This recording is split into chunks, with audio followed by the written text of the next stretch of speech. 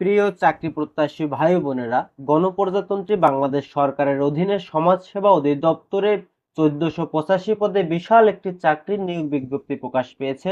প্রকাশের তারিখ ২৪শে মে ২০২৬। তো এই চাকরিতে আবেদন করতে আপনার কি কি শিক্ষাগত যোগ্যতা লাগবে এবং কিভাবে আবেদন করবেন সম্পূর্ণ এ টু জেড থাকছে আজকের এই ভিডিওতে।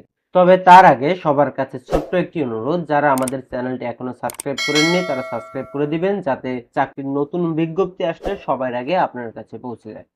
তো প্রথমেই দেখিয়ে দিচ্ছি এখানে কোন কোন পদ রয়েছে এবং কি কি শিক্ষাগত যোগ্যতা থাকলে আপনি আবেদন করতে পারবেন।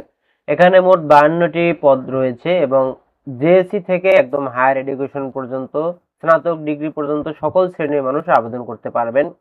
তো ১ নম্বরে রয়েছে প্রধান সহকারী। কোনো স্বীকৃত বিশ্ববিদ্যালয় হইতে ২য় শ্রেণীর স্নাতক ডিগ্রি সহ কম্পিউটার চালানোর অভিজ্ঞতা থাকলে আবেদন করতে পারবেন।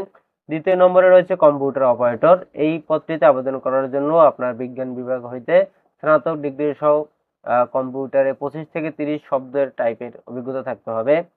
৩ নম্বরে রয়েছে স্ট্রং কাম কম্পিউটার অপারেটর। কোনো স্বীকৃত বিশ্ববিদ্যালয় হইতে ন্যূনতম ২য় শ্রেণী বা সমমান ডিগ্রি থাকতে হবে, কম্পিউটারের অভিজ্ঞতা থাকতে হবে। তো এভাবে মোট 52টি পদের সংখ্যা রয়েছে। আপনি একদম জেএসসি থেকে ডিগ্রি সমমান পর্যন্ত সকল শ্রেণীর মানুষ আবেদন করতে পারবেন।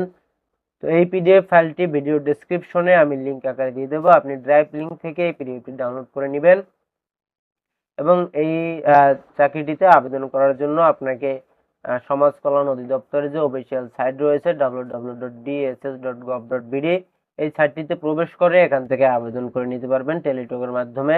তো আবেদন করার পর এসএমএস এর মাধ্যমে আপনাকে পরীক্ষার সময়সূচি জানিয়ে দেওয়া হবে। পরবর্তী ভিডিও আসার আগ পর্যন্ত সবাই ভালো থাকবেন এবং সুস্থ থাকবেন।